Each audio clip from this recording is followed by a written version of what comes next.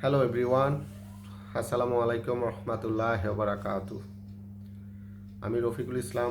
আজকে আপনাদের সামনে এসেছি ক্রিশ্চিয়ান মেডিকেল কলেজ হসপিটালের আদ্যপান্ত নিয়ে কথা বলতে, যাকে আমরা সিএমসি হসপিটাল নামে চিনি। সিএমসি হসপিটালের ডক্টর অ্যাপয়েন্টমেন্ট থেকে শুরু করে সেখানে যে কম খরচে থাকা,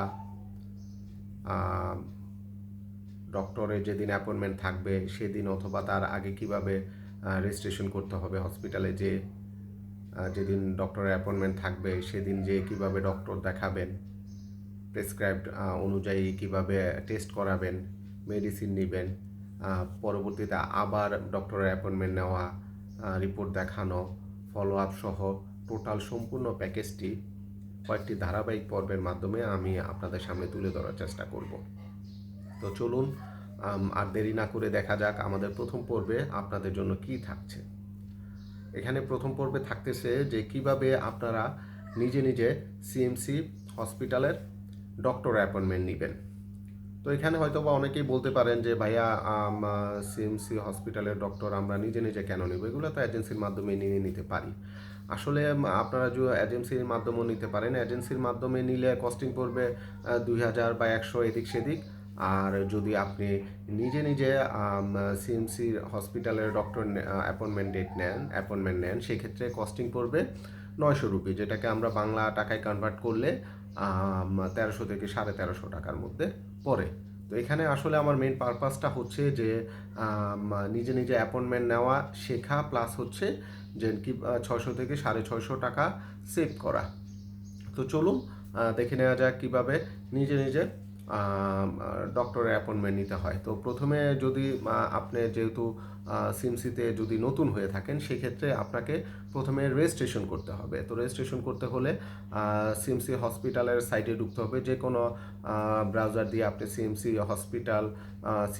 হসপিটাল ভ্যালো লিখলেই আপনি কিন্তু অটোমেটিক ওদের সাইটে চলে যাবেন। এখানে আহামরি একদম আপনার হচ্ছে অক্ষর টু অক্ষর লিখতে হবে এরকম কিছু না। সিএমসি ভ্যালো লিখলেই দেখবেন যে সিএমসি ভ্যালোরের সাইটটা আপনার সামনে চলে আসছে। সিএমসি ভ্যালোরের সাইটটা চলে আসলে সেখান থেকে আপনি সিএমসি প্যাশেন্ট পোর্টালটা সিলেক্ট করবেন।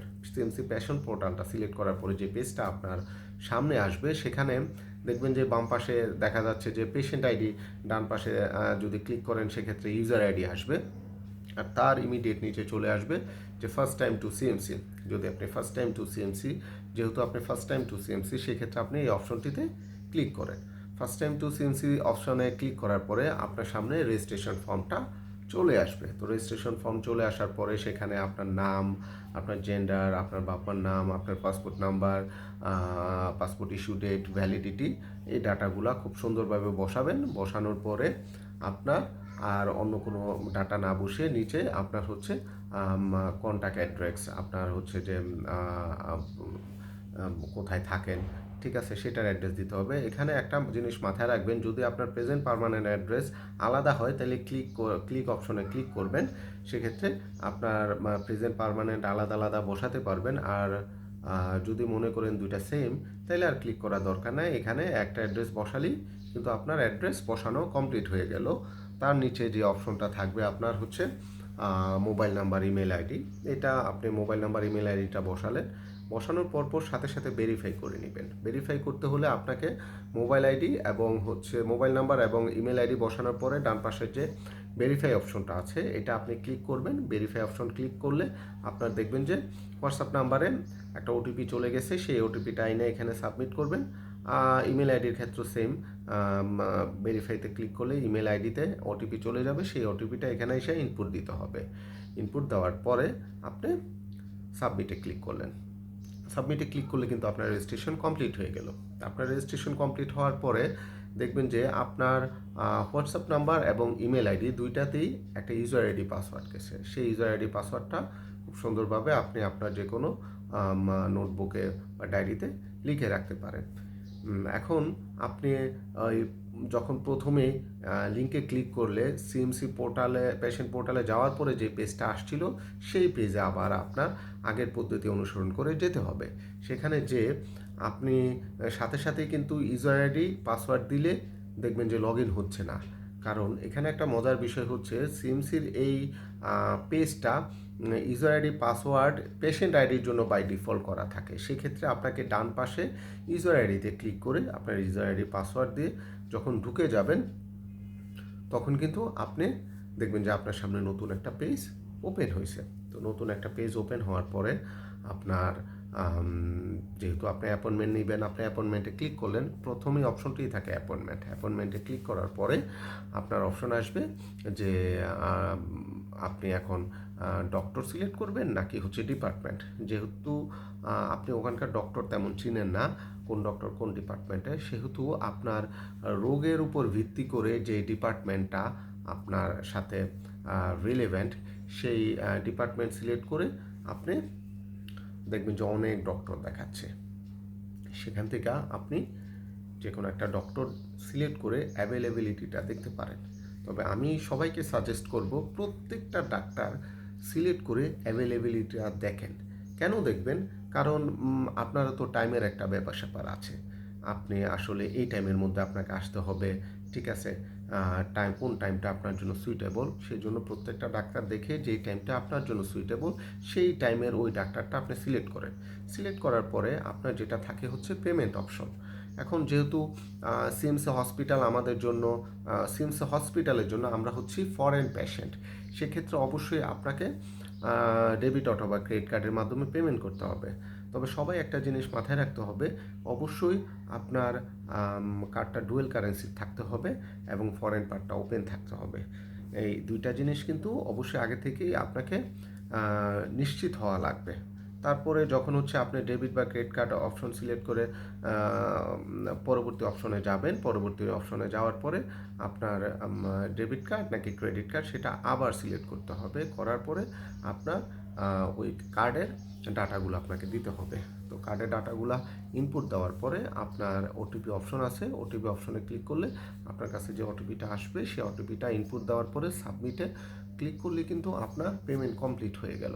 তো আপনার পেমেন্ট কমপ্লিট হওয়ার পরে সাথে সাথেই আপনার ডক্টর অ্যাপয়েন্টমেন্টের পে স্লিপটা জেনারেট হবে, সেটা আপনার এই পেজেও থাকবে, প্লাস হচ্ছে আপনার হোয়াটসঅ্যাপেও চলে যাবে।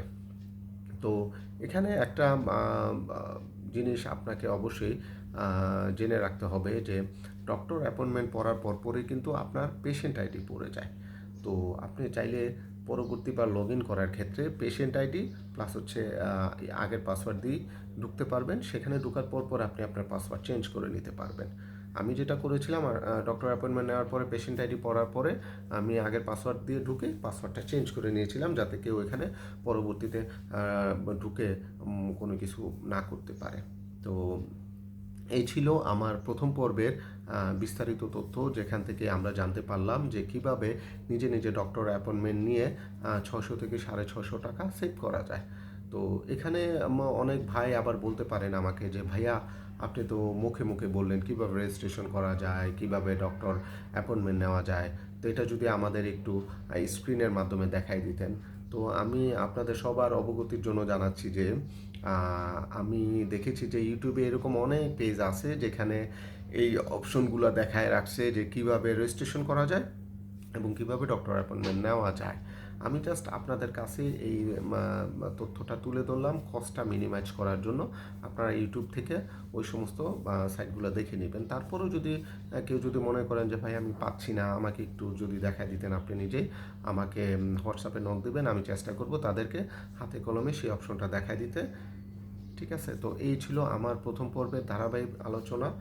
আর আমার পরবর্তী পর্বে থাকবে হচ্ছে কিভাবে ওখানে যে রিজনেবল প্রাইসে আপনার হোটেল বুকিং করতে পারবেন এবং যারা কম সময়ে থাকবেন তারা কোন হোটেলটাতে খেলে বাংলাদেশে একটা ফ্লেভার পাবেন, আর যারা অনেক দিন ধরে থাকবেন তারা আসলে কিভাবে হাঁড়ি পাতিল থালা বাসন গ্যাসের সিলিন্ডার ভাড়া নিয়ে থাকা যায়, নিজে রান্নাবান্না করে থাকা যায়, সেটার বিস্তারিত আলোচনা থাকবে দ্বিতীয় পর্বে। তো এই বলে আমি আপনাদের কাছ থেকে বিদায় নিচ্ছি। সবাই ভালো থাকবেন। আসসালামু আলাইকুম।